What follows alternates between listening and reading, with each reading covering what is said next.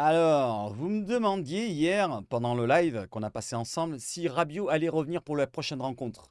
On en a parlé pendant le live, donc pour ceux qui étaient là, merci à vous pour votre présence. On se retrouve pour une nouvelle vidéo aujourd'hui et on va en parler de Rabiot. Il y a un sujet qui a été abordé du côté de l'équipe. Il y a aussi un autre sujet, celui de la meilleure recrue. Alors, je vous parle souvent de Pierre-Emile Højbjerg, qui pour moi est la meilleure recrue sur le terrain. Mais on va parler plus précisément de Roberto De Zerbi avec Eli Bopp, ancien coach des années 2012-2013, si je me souviens bien, c'était juste après Deschamps, qui nous parle précisément de lui. Et il a un gros entretien livré du côté de la Provence. On va le décortiquer ensemble. Tout d'abord, les amis, on y va sur quoi? Sur l'abonnement, le like à gauche. Le petit abonnement en rouge, c'est gratos, juste en dessous là, tu descends juste en dessous de la vidéo, il y a un petit marqué abonnement, tu cliques dessus. La petite cloche, c'est pour être prévenu de tous les contenus, vidéo et live. Et aussi, commentaire, si tu veux participer donc à la chaîne, n'hésite pas à commenter la vidéo. Et aussi le partage, c'est la flèche. Voilà. Et pour ceux qui veulent plus encore gagner des maillots, pourquoi pas, comme on l'a fait dans le live hier, eh ben, vous pouvez aussi vous abonner en payant un petit abonnement payant. On y va, let's go. Sur quoi? Sur l'introduction, les amis. Let's go.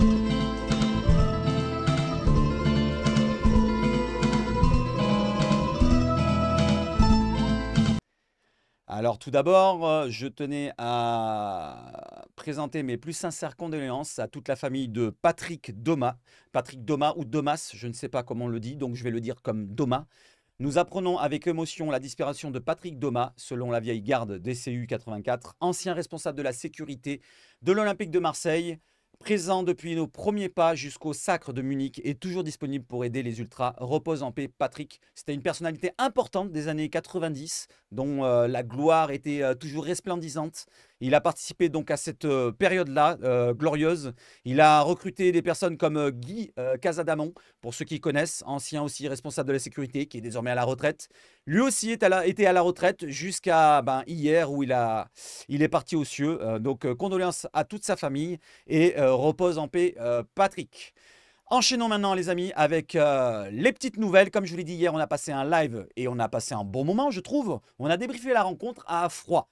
J'étais tout seul, encore une fois, mais prochainement, je ne serai pas tout seul. Comme je vous l'ai dit, on a noté les joueurs, on a abordé plusieurs sujets, comme les focus joueurs dont j'ai parlé pendant au moins 10 minutes, un quart d'heure pour Rongier, l'effet marquant avec l'arbitrage, avec Rouli, exceptionnel gardien sur les tirs au but. Et autre chose, c'est les notes en fin de rencontre. Les notes qu'on a notées toute la rencontre, tous les joueurs, pardon, et on veut les noter et les notes sont retranscrites sur un site que j'ai créé. Vous pouvez les retrouver, donc les notes, les moyennes des notes et les notes de tous les matchs. Vous allez dans les descriptions de toutes les vidéos et tous les lives et vous voyez marqué regarde OM mycanva site.note.com machin machin. Vous cliquez dessus. Et ça vous emmène directement sur ce site où vous avez les notes moyennes des joueurs depuis la 3e journée, c'est-à-dire depuis Toulouse OM. Vous avez Geronimo Rulli qui a la meilleure moyenne, 7,16. Et les autres joueurs, non, c'est Højbjerg, pardon. C'est Højbjerg qui a 7,33. Tous les autres joueurs, il y a Lirola aussi, excusez-moi, j'avais oublié, qui avait joué finalement hier une mi-temps et qui a eu 8,5. Donc 8,5 pour Lirola sur une mi-temps. Højbjerg, deuxième note, si je ne me trompe pas cette fois, oui. Rulli et tout le reste derrière. Vous pouvez regarder, consulter tous les matchs pour voir un petit peu s'il a été bon. Par exemple, Rulli contre Toulouse, il a eu un 5.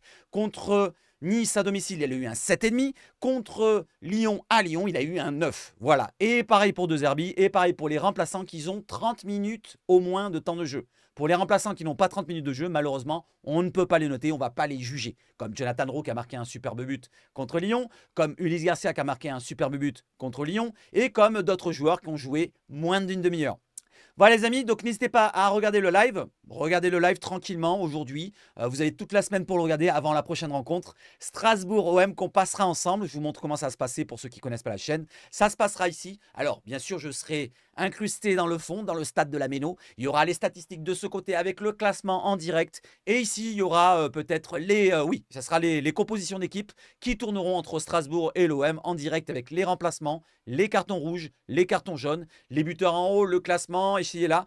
Tout sera incrusté sur mon interface et je vous commenterai le match en direct. On revient sur la vidéo et on revient sur l'introduction. Désolé, je l'enlève. J'enlève aussi les abonnements et tout pour le team. Et on enchaîne avec les informations. Hier, donc pendant le live, on a vécu ceci. Je vous le mets, ça dure 40 secondes. C'est le tirage. Alors Massilia, je crois que c'est Massilia qui le remporte. Si tu es là, eh ben regarde. Allez, j'envoie c'est toi la qui as roue, gagné. les amis. Je te montre 5, vite 4, fait 3, comment 2, ça s'est 1. passé. 5, Voilà, n'hésitez pas à écouter. Normalement, 4, ça marche. J'écoute. 3, Oui, ça marche. 2, 1, 1, 0,5, 0,9. Ouais, 0,5. 0,4. Je regarde si j'ai un compte à rebours. 0,3, 0,2, 0,1, 0,09, 0,08. Allez, non, allez, Ouais, j'arrête, j'envoie. 5, 4, 3, 2, 1, allez, on y va. Paf. Voilà. J'envoie la sauce, les amis. Bam. Ça se passe comme ça. Ça se passe comme ça. Pas chez McDonald's, mais chez Seb. H-Foot. Si vous Un voulez ingénieur remporter du son, un pourquoi maillot on entend comme des vidéos celui-ci enfoirées. que je porte, Et ou ça va être celui-là que je vais Massilia envoyer 13. à Massilia 13, si tu es si là. tu m'envoies un message Voilà, en fais-moi privé, un signe, dans les fais-moi un liens petit qui sont dans la coucou, tag-moi. description, tu as Twitter, tu as le Discord, tu as Instagram, tu as Messenger, mais passe d'abord par Twitter, c'est là où je vais en premier je pense, Discord aussi, voilà, je passe aussi en premier. N'hésite pas aussi à envoyer dans les messages, mais si tu es au courant, n'envoie pas ton adresse dans les messages sous la vidéo. Envoie-moi les plutôt en privé dans le Discord ou sur Twitter. Voilà, et sur Twitch aussi, tu peux aller sur Twitch, tu envoies dans chuchotement, là où il y a une petite bulle de bande dessinée, tu envoies, tu cliques dessus et tu peux m'envoyer un message en privé pour ton adresse, pour que je t'envoie le maillot si tu le veux. Si tu ne le veux pas, dis-le directement dans les commentaires et j'enverrai le maillot à la deuxième personne qui est, je crois, JC ou Kilou. On verra entre les deux. Kilou a déjà gagné un maillot l'année dernière, on verra à qui je le donne. Allez, on enchaîne les amis avec les informations pour le Classico. Le Classico du 27 octobre, vous avez la billetterie qui ouvre à partir du 1er et du 2 octobre, donc du 1er octobre. Pour les membres Peuple Bleu et Blanc, vous aurez un avantage pendant 48 heures pour avoir pourquoi pas une place. Comme moi, je suis abonné membre Bleu et Blanc. Beaucoup d'entre vous sont abonnés Peuple Bleu et Blanc sur le site de l'OM. Donc n'hésitez pas à vous abonner. Pour ceux qui ne le sont pas, c'est que 20 ou 25 euros par an. Et vous aurez des avantages comme celui-là, vous pourrez avoir les places en avance, ou comme des 10% sur les maillots, officiels bien sûr, les tenues même autres que les maillots. Si vous êtes intéressé, n'hésitez pas. J'ai aucun partenariat avec l'OM. Si je pourrais en avoir un, bah, je le ferai quand même. On s'en fout. Allez les amis, on continue. Et on continue avec l'OM justement. La ville de Marseille se dit prête à accueillir la finale de la Ligue des Champions en 2027. Et en 2027, ça c'est selon l'adjoint du maire, selon l'adjoint de Benoît Payan, J. Braillel. Donc, et en 2027, qu'est-ce qu'il y a? C'est la fin du projet de Zerbi. Et oui, de Zerbi vient d'arriver en 2024. Il a dit qu'il restait pour 3 ans. Logiquement, le projet est sur 3 ans. Donc, 2024, 25, 27, non, pardon. 2025, pardon, première année qui se termine. 2026, 2027. Pour la 3e année, pourquoi pas, finale au Vélodrome. L'Olympique de Marseille contre le Real Madrid. 3-1 à la mi-temps pour le Real. Fin du match, 4-3 pour l'OM avec le retour acrobatique de Greenwood qui serait resté encore 3 ans. Et Balerdi encore capitaine. Ou Højbjerg, pourquoi pas, s'il est encore là. Voilà les amis, donc on se fait un scénario pour 2027. Et maintenant partons sur un match qui va arriver, c'est sur dimanche. Dimanche, il y aura Strasbourg-OM. Et c'est Willy Delageau qui sera l'arbitre de la rencontre entre Strasbourg et l'OM ce dimanche. On va regarder ces stats que j'ai mis juste avant de lancer la vidéo. Willy Delageau, arbitre de Strasbourg-OM. Match arbitré de l'OM, 14 matchs. 6 victoires pour l'OM, 4 matchs nuls, 4 défaites. Adversaire, 25 cartons jaunes. L'Olympique de Marseille, 24 cartons jaunes. Donc c'est à peu près équilibré. 3 cartons rouges pour les adversaires, 2 cartons rouges pour l'OM. J'ai pas mis le nombre de pénaltys. Ça, j'ai oublié, mais c'est pas grave. Le dernier match, on voit pas le dernier match, mais bon, c'est pas grave. C'est le dernier match, c'est le 27 janvier 2024. OM Monaco. L'année dernière, avec le 2 buts partout au Vélodrome. Si je me souviens bien du match, ça doit être... c'est pas le but de Balerdi, ça? Il n'y a pas eu un but de Balerdi en dehors de la surface, la frappe en force? Je crois que c'est ce match-là où je crois qu'ils sont réduits à 10. Les Monégasques, peut-être même à 9 en fin de match. Un truc comme ça, si je me souviens bien du match l'année dernière. Et malheureusement, on n'a pas réussi à remporter cette victoire. Mais je vais vous dire, l'année dernière, on a été dans le dur tout le long de la saison. C'était encore avec Gattuso. Et j'espère que ça se passera mieux contre Strasbourg avec Willy Delageau qui sera donc l'arbitre principal. On enchaîne avec le match et on enchaîne avec les joueurs qui s'entraînent, qui s'échauffent et on a une concurrence qui est saine selon Mercato OM entre les ailiers gauches que vous voyez là, Jonathan Rowe qui a marqué un superbe but, Luis Enrique qui a déjà 3 buts et 3 passes décisives en début de saison. Pourquoi pas une bonne concurrence tout le long de la saison? De toute façon, ce qui nous intéresse, c'est que tout le monde soit impliqué. Comme on en a parlé dans le live d'hier, on a parlé de ça, de l'importance de l'implication de tout le groupe. Et on l'a vu, hein, ça a été retranscrit avec les 3 changements qui ont été faits, que ce soit Lirola, Garcia ou Jonathan Rowe, les 3 ont été buteurs. Très important d'avoir un groupe concerné, que ce soit les remplaçants, que ce soit les titulaires, et même ceux qui ne sont même pas remplaçants, qui sont en réserve parfois, qui rentrent de temps en temps, que ce soit les jeunes, Sternal quand il rentrera, s'il est impliqué, qui marque un but. C'est très important qu'on soit soudés pour, pourquoi pas, aller jusqu'au bout et gagner un trophée. Voilà les amis, ça c'est très important comme sujet. On enchaîne avec un retour et on va en parler justement dans la lecture du côté de l'équipe avec le retour d'Adrien Rabiot, ou plutôt l'arrivée d'Adrien Rabiot dans le collectif, dans l'entraînement collectif. C'est son premier entraînement collectif. Il s'était entraîné tout seul jusqu'à présent. Et maintenant, vous le voyez, il est avec le groupe, avec la tenue magnifique, bleu marine, orange pour le sigle de l'OM, le logo de l'OM, Randstad OM en orange aussi, et le CMA, CGM en orange. Mais ça, ce n'est pas le principal. Ce qui est le principal, c'est qu'on passe sur le sujet, justement, principal. Rabiot dans les temps. Allez, je vous lis ça tranquillement, je bois un petit coup. Alors, j'enlève le retour sombre, j'espère qu'il n'y en aura pas d'autres. Voilà, c'est bon. Allez, je vous lis ça, c'est du côté de l'équipe. Alors, c'est pas dans le bon format, mais c'est pas grave. Adrien Rabiot, lors de sa première séance collective au centre Robert Louis Dreyfus hier. C'est la même photo que j'ai mise en miniature et ce que vous avez vu jusqu'à présent. Rabiot dans les temps. L'international français a effectué sa première séance collective depuis sa signature à l'OM. Mais ce n'est que le début d'un processus d'intégration pour le milieu marseillais, encore loin d'être à 100%. Alors là, ils nous font quelques précisions, ce qui se dit en interne au club. Baptiste Chaumier et Mélisande Gomez. L'euphorie de la nuit de dimanche s'est un peu dissipée, mais il restait encore beaucoup d'images, de souvenirs et de sourires de ce match de folie contre Lyon, 3-2 quand les joueurs de l'OM se sont retrouvés à l'entraînement hier après-midi. Donc hier après-midi, c'était mardi après-midi, puisqu'on est mercredi. Là, oui, on est mercredi. D'ailleurs, bonne journée à tous ceux qui sont avec leurs enfants. Après avoir bénéficié d'une journée de repos, Pierre-Emile Højbjerg et ses coéquipiers ont retrouvé les terrains de la commanderie et accueilli parmi eux un petit nouveau, Adrien Rabiot. Comme prévu dans les plans échafaudés initialement, l'international français 29 ans a effectué sa première séance collective une semaine tout juste après la signature de son contrat de 2 saisons en faveur du club olympien. Le pléthorique staff technique de Roberto De Zerbi lui a concocté un programme, pas un prégramme, ça se dit pas. Si ça se dit un prégramme, bon, un programme, c'est pas grave, sur mesure afin de miser sur une montée en puissance progressive afin de pouvoir faire ses débuts en match. 2 mois et demi après sa dernière apparition sur un terrain, la demi-finale de l'Euro perdue par l'équipe de France face à l'Espagne de Buzyn, Rabiot pourrait-il déjà être convoqué dans le groupe pour le déplacement à Strasbourg, dimanche 20h45 ? Il est encore beaucoup trop tôt pour le dire. Et si le joueur s'est entraîné une partie de l'été à Saint-Germain-en-Laye sous la direction de Jérôme Andral, ancien préparateur physique du PSG, il doit encore retrouver le rythme et les repères du travail collectif. Il a reconnu lui-même lors de sa présentation. « Je me suis entretenu, bien évidemment, nous dit Adrien, mais je ne suis pas non plus au top. J'ai travaillé individuellement, mais on sait que c'est important de travailler avec le groupe. Il y a certaines choses à mettre en place au niveau tactique lors des séances d'entraînement. Mais je me sens bien et j'espère être très rapidement en disposition pour pouvoir disputer mes premières minutes. » Koné ou Rongier pour accompagner Højbjerg en l'attendant ? De Zerbi ne compte pas se précipiter avant de lancer la recrue XXL de l'OM. Et le technicien italien entend effectuer des points quotidiens pour évaluer au mieux l'état de forme de son milieu de terrain. Donc tous les jours, donc quotidien bien sûr, il vient voir Adrien Rabiot et son adjoint médical qui lui fait faire les soins ou qui lui fait faire des préparations spécifiques. Il vient le voir pour voir où il est, s'il est au point dans pas longtemps, et bien pourquoi pas le lancer contre Strasbourg. Alors moi j'avais donné un scénario pendant mon live d'hier, pour ceux qui étaient là ils le savent, mais je vais un petit peu rectifier mon scénario. Je vais dire pourquoi pas il sera dans le groupe contre Strasbourg, pourquoi pas, on ne sait jamais. Une dinguerie, il rentre en fin de match, si ça se déroule bien, imaginons on mène 3-0 ou 4-0 à un quart d'heure de la fin. Ce qui m'étonnerait quand même fortement. Voilà, je pense qu'il va être dans le groupe, mais ça m'étonnerait fortement qu'il rentre en cours de match. Et à mon avis, il rentrera quand même contre Angers. Contre Angers, il ne sera pas encore titulaire, mais il rentrera contre Angers et il sera apte à revenir après la trêve internationale entre le match d'Angers et le retour. Je crois que ça sera contre...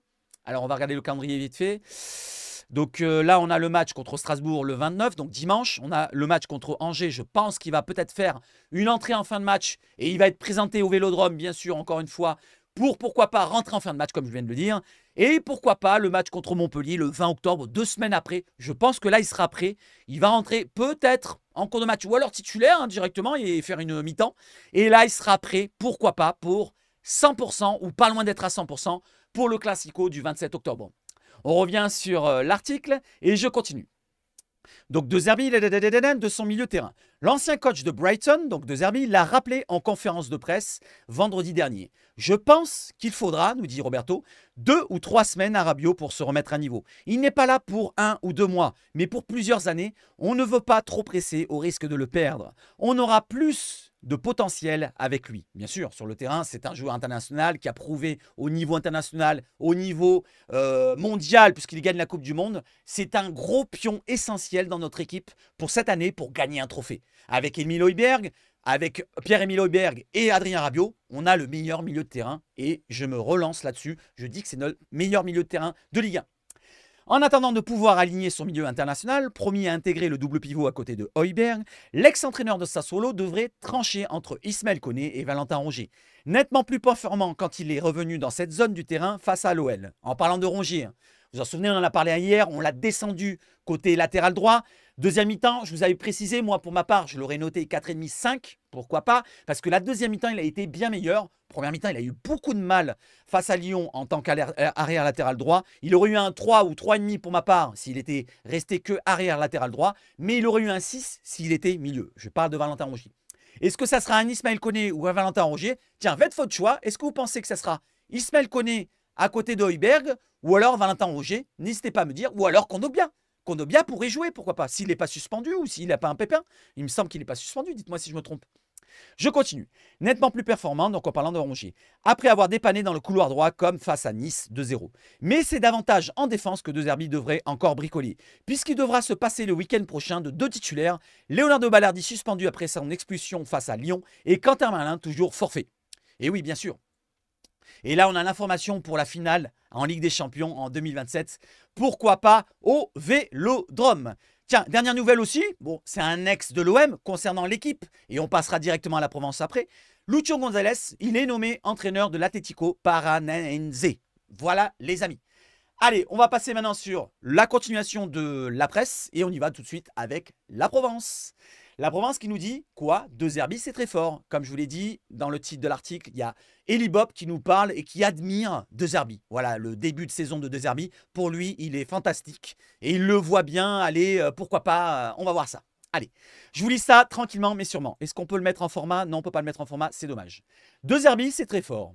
Eli Bob, l'ancien entraîneur de l'OM, prend du plaisir à voir jouer l'équipe managée par le technicien italien. Comme beaucoup de supporters olympiens, il suit cette saison avec gourmandise et beaucoup d'attente. Robert, qui se souvient d'Eli Bob, les amis? Est-ce que vous avez pris plaisir? Dites-moi dans les commentaires. Est-ce que vous avez pris plaisir à voir la saison d'Eli Bob? On termine deuxième, certes. Je crois qu'on ne marque pas beaucoup de buts cette saison. Je crois qu'on fait beaucoup de 1-0. On gagne beaucoup par 1-0. Mais est-ce que vous avez pris beaucoup de plaisir dans cette saison-là? Moi, je me rappelle, cette saison-là, elle a été plus ou moins dégueulasse en termes de spectacle. Après, le résultat au bout y est. On termine deuxième, on se qualifie en Ligue des Champions. Mais au-delà de ça, est-ce que vous avez pris du plaisir pour ceux qui se souviennent? C'était il y a quand même 11 ans. C'était il y a même 11 ans. Allez, je continue. Roberto De Zerbi ne battra pas le début de saison record d'Eli Bob en 2012-2013 avec 6 succès de rang pour ses débuts en tant qu'entraîneur de l'OM. Donc à l'époque, il avait gagné les premiers matchs, les 6 premiers matchs. Bravo à lui. Mais le Haut-Garonnais tient en haute estime le technicien italien et se régale à voir jouer les Olympiens depuis la prise de fonction du Lombard. Et il y a la première question du journaliste en noir. Avez-vous pris votre pied en regardant la folle victoire de l'OM contre Lyon 3-2? Alors je vous fais la voix d'Eli Bob. C'était magnifique. Là, il a un voix un petit peu comme ça. Non, je ne vais pas la faire parce que c'est se moquer des personnes. J'ai pas envie de me moquer d'Eli Bob, qui est une personne importante dans le passé de l'OM. Voilà, il a compté dans l'OM, dans l'histoire de l'OM. C'était magnifique. Le scénario était énorme. Tu passes par toutes les émotions et tout le monde devient fou à la fin. Tu ne participes pas, mais tu as l'impression d'être avec les mecs. Tu gueules. C'est vrai que j'ai beaucoup gueulé, moi. Est-ce que vous avez gueulé, vous? C'est un truc de fou. Quand Cherki égalise à 2-2, tu te dis que c'est plié, que c'est con d'avoir pris ce but et que ça fait chier de le prendre comme ça. Mais pas du tout. Alors qu'à 10, c'est inimaginable, surtout après tout ce qu'a tenté Roberto De Zerbi. Le gardien lyonnais les a aidés avec sa mauvaise relance, mais Jonathan Rowe va chercher le but tout seul, il élimine les défenseurs proprement et la frappe est incroyable, croisée, décalée. Ce renversement de situation rappelle que ce n'est jamais fini et ça me fait penser à ce qui se passe en Angleterre où beaucoup d'entraîneurs disent que le match commence à la 90e minute. Ça fout du piment alors que la première mi-temps était merdique. C'est vrai que la première mi-temps était, en termes de spectacle, moins importante que la deuxième mi-temps. On a vécu une première mi-temps à 0-0 et la deuxième mi-temps, elle était flamboyante. On a vu 5 buts. 5 buts, du spectacle, de la tension, du suspense en fin de match avec un but à la 93e pour l'égalisation au 2-2 pour les Lyonnais. Et nous, on marque à la 95e un but magnifique d'un remplaçant en plus. Je continue. Et la deuxième question, c'est en noir, comme vous le voyez ici. Dites-moi si vous avez réussi à le voir. Normalement, oui, on arrive à lire. Quel regard avez-vous porté sur les ajustements tactiques de Roberto De Zerbi en cours de match? À partir du carton rouge, nous répond Eddie Bop, il y a moins de foot et plus de gestion. Tu dois gérer la situation au niveau émotionnel car tu te trouves en infériorité numérique. L'entraîneur a sorti Harit. Il a mis Rongier, s'est adapté avec sa ligne de défense à 6 avec les retours de Greenwood et Luis Enrique. Un peu moins de Greenwood quand même. Il y a eu un peu de flottement. Lyon a eu les occasions mais ne les a pas mises. Rouli a sauvé les situations, sorti le penalty. Il a maintenu la possibilité jusqu'à la pause. Et c'est vrai, hein, très important. Hein. Ça fait partie des faits marquants de la rencontre qu'on a vécue, que j'ai un petit peu débriefé hier dans le live. Et après la mi-temps, ce n'est plus pareil. Murillo a glissé dans l'axe, Lirola et Enrique dans les couloirs. Il a modifié sa structure, c'était clair. Par rapport au piston de Lyon, tu te retrouves en situation de 3-5-1 contre un 3-5-2 qui n'a rien donné. Rongier, Højbjerg et Koné n'ont pas arrêté, puis Garcia, Rowe et Mopé sont entrés. Il a maintenu une volonté offensive alors que quand on est à 10, on privilégie l'attente pour contrer l'adversaire et essayer de marquer. Mais ces 3 changements, c'était une façon de dire on prend le match en main, même en infériorité. C'est là que je me dis que le football est magnifique. Donc ce qui veut dire, Eddie Bop, c'est que De Zerbi a porté ses coronets, comme il a dit dans la conférence de presse. On a eu des couilles et il a mis les joueurs offensifs, même si on était à 10 en fin de match. Il s'est permis de remplacer et de mettre Neil Mopé et encore Jonathan Rowe en fin de match, alors qu'il avait, pourquoi pas, mettre un Meïté ou un autre joueur défensif. Non, il n'a pas voulu bétonner la rencontre, il a voulu rajouter encore de la vitesse, même en fin de match. On ne sait jamais ce qui se passe dans le football. Avec l'égalisation de Cherki, heureusement qu'on avait un Jonathan Rowe qui était rentré juste avant, parce que imaginez-vous, il aurait fait rentrer Neil Mopé et pourquoi pas un Mbemo Maïté pour consolider notre défense, on n'aurait peut-être pas marqué le 3e but. Donc bravo au coaching encore de De Zerbi. Je continue, et il mérite son 9 qu'on lui a donné hier dans le live. En tant qu'entraîneur, encore une question, il y a de la satisfaction quand 3 joueurs entrés en cours de match sont décisifs. Et Elibot nous répond, évidemment, c'est un super entraîneur, il demande des choses très précises à ses joueurs, mais il n'hésite pas à modifier selon les phases. Je continue, alors là, ça passe de là, en bas à gauche, à ici, hein. Regardez bien, c'est classique. Je ne vous lis pas ce qu'il y a là parce que ça va être retranscrit dans les réponses. C'est classique. On a tous fait des changements en cours de match ou en fonction des séquences. À l'époque, avec le ballon, je faisais jouer l'équipe en 4-2-3-1 avec Amalfitano, Valbuena et Ayou sur les phases offensives. Et quand on perdait le ballon, Ayou et Amalfitano, qui râlaient d'ailleurs, devaient revenir dans un 4-4-2 pour récupérer la balle. C'est ce qu'il a fait en première mi-temps, en quelque sorte, mais il a encore sorti des trucs différents par la suite, après avoir pu délivrer son message à la mi-temps. Il a mis les joueurs dans une dynamique pour qu'ils réussissent à s'exprimer. C'est fort, pointu aussi. Au final, le système ne veut rien dire, il travaille sur les situations de jeu, les zones occupées, les déplacements et les circuits de passe. Il faut de la vidéo à mort, avoir préparé, en avoir discuté pour que les mecs prennent conscience de ce qui les attend. C'est très méticuleux. Donc ce qui veut dire, c'est qu'il est perfectionniste en parlant de Zerbi. Il doit leur mettre à mort de la vidéo, il doit à mort de leur parler de précisément un placement, d'un tournement de corps de ci, de là. Vous vous en souvenez, on en avait parlé en début de saison quand il est arrivé. Je parle de Zerbi, on avait précisé plus ou moins le coach que c'était comme style de coach. Et là, il le précise qu'il doit être très méticuleux. Je continue. La prochaine question, ça vient aussi de sa culture italienne. Donc, les Italiens, ils avaient le fameux catenaccio à l'époque. Pour ceux qui ne connaissent pas, le catenaccio, c'était vraiment cadenasser. Je ne sais pas si ça veut dire ça en français, mais en tout cas, ça veut dire cadenasser le match. On était plutôt sur des rôles défensifs, des profils défensifs de jeu. Et là, est-ce que c'est ce rôle-là qui nous dit, est-ce que c'est ce style-là qui nous dit? Ça vient aussi de sa culture italienne. Tout à fait. Au moment de passer mon diplôme d'entraîneur professionnel, j'ai fait mon stage à l'AS Roma avec Carlo Mazzone et j'ai compris tout le travail. L'Italie, c'est l'école tactique. Il y a aussi ce côté-là tactique, très tacticien du côté des Italiens. La France, c'est l'école de la formation. C'est dans leur culture. Même dans les séries amateurs, tu apprends des trucs. Ils sont toujours dans la vision collective. Quand on parle aujourd'hui de jeu de position, ça me fait sourire car Ça fait un moment que les entraîneurs italiens le pratiquent. À l'époque, avec Arrigo Sacchi, puis Alberto Zaccheroni, tu faisais des 11 contre 0 en marchant pour la mise en place. Aujourd'hui, c'est différent. Davantage dans des situations jouées, mais l'idée reste la même. Donc, ce qui veut dire, c'est qu'avec Arrigo Sacchi et Zaccheroni, à l'époque, ils mettaient à l'entraînement des situations où il y avait 11 joueurs sur le terrain qui se déplaçaient face à aucun joueur face à face, mais pour les dépassements sur les positions, pour voir s'ils sont bien positionnés, qu'ils comprennent leur rôle précisément. Il n'y a pas besoin d'un adversaire pour le suivre, pour voir où on doit se positionner sur un terrain. Et c'est un petit peu ce qu'il veut dire par rapport au côté méticuleux du coach De Zerbi. Je continue. L'idée reste la même.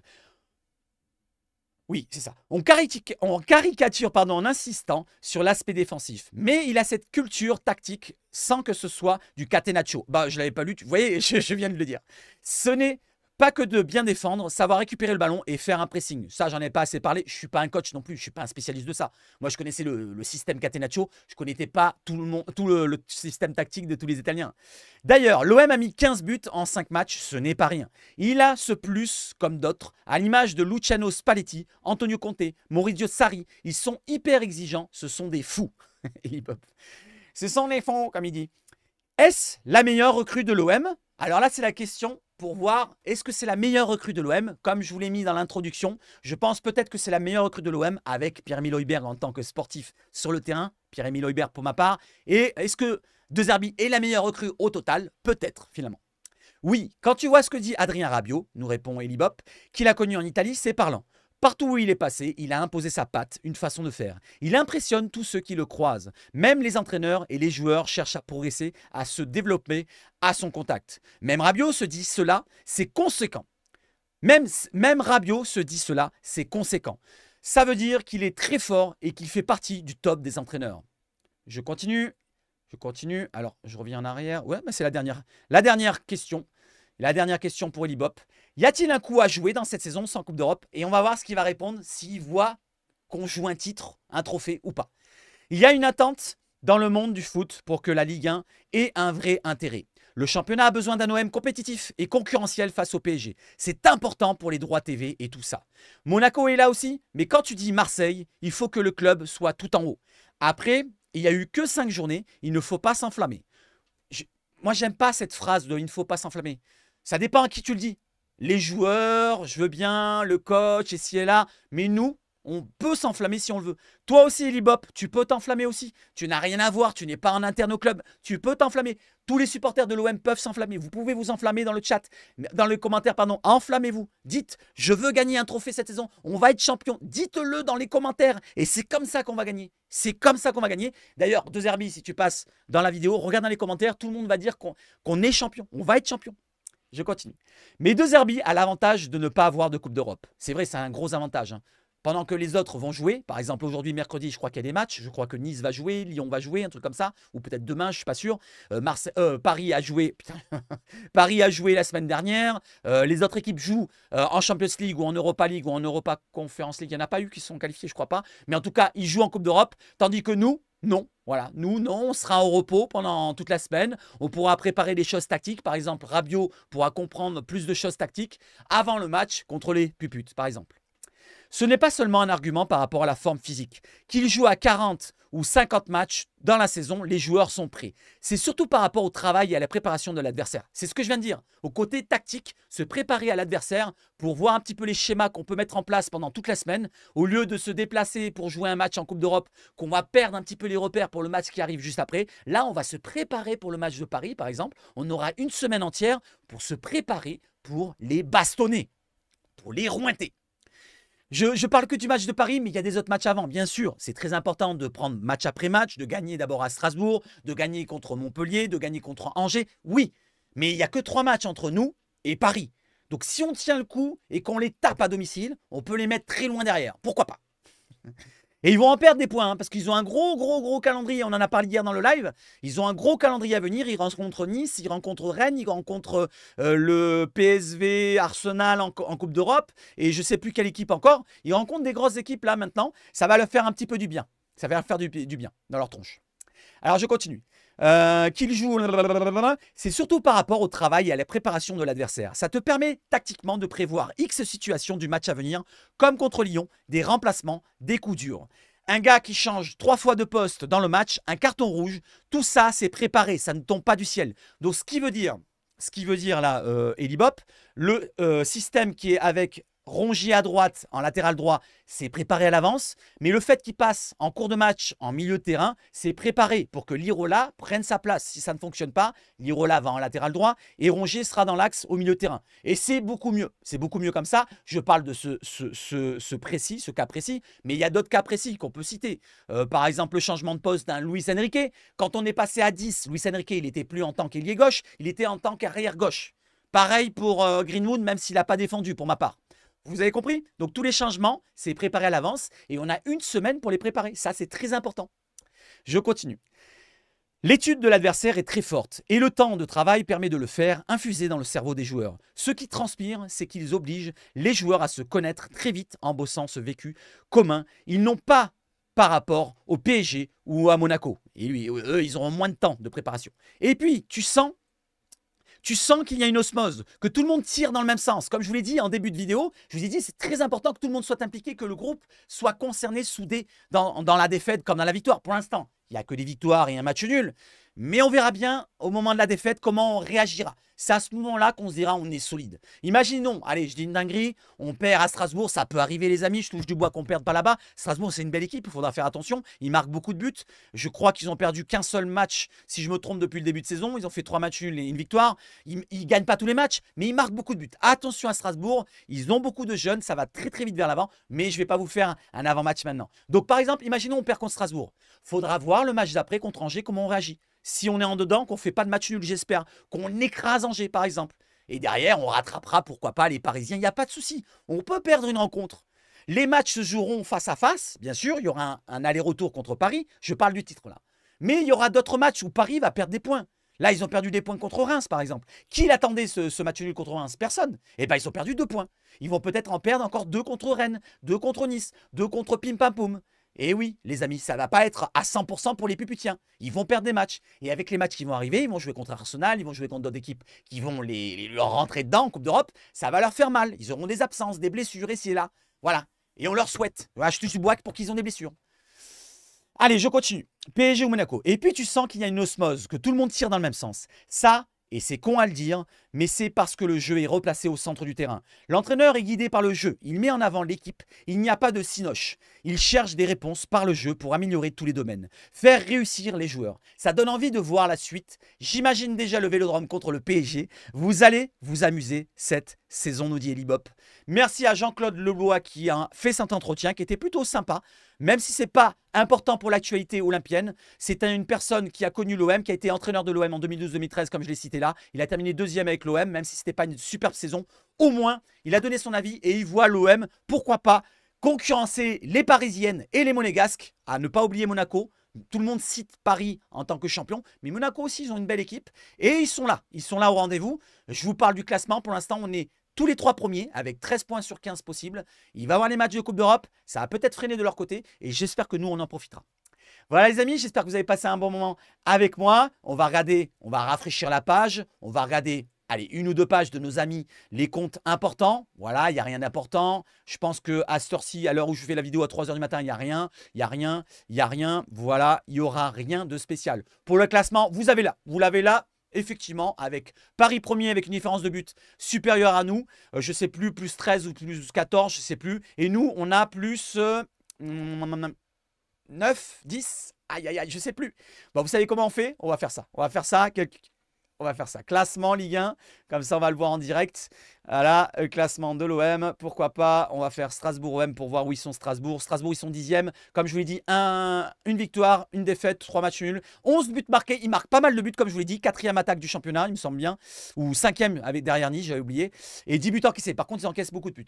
On a 15 buts marqués, 6 buts encaissés. Donc plus 9. Monaco plus 8. Et 13. Plus 13 pour les Parisiennes pour l'instant. Voilà les amis, j'espère que vous avez passé un bon moment avec moi. En tout cas, donnez de la force encore à la chaîne. On continue avec les vidéos de temps en temps comme ça. Voilà, de la lecture. Si ça vous plaît, je vous lirai. J'essaierai de vous lire le plus souvent possible ce qui est important, ce qui est intéressant, que ce soit sur l'équipe, la Provence, pourquoi pas des fois, la Marseillaise, pourquoi pas des fois la Parisien ou le Parisien, je sais pas comment ça s'appelle, bref. La presse principale qui parle de l'OM, c'est d'abord la Provence en premier lieu, ensuite l'équipe, hein, quoi qu'on en dise, l'équipe il parle beaucoup de l'OM, ça fait vendre du papier. Et ben je vous relayerai ça de temps en temps. Si vous le voulez tous les jours, n'hésitez pas à me le dire dans les commentaires. Voilà, donc si vous voulez toute la presse tous les jours, même s'il n'y a pas d'actualité, je vous le lirai de cette façon-là. Voilà les amis, on a passé 34 minutes ensemble. J'espère que vous avez apprécié. Je vous remets l'alerte parce que je ne vous l'ai pas cité. L'alerte, elle est là. Le like, l'abonnement, la cloche, les petits partages en dessous avec la flèche comme ça et les commentaires très importants. Voilà les amis, allez, vive le foot chez Sabache Foot et je vous souhaite de passer une excellente journée de mercredi. Profitez bien de la vie, c'est très important. Et surtout, allez l'OM!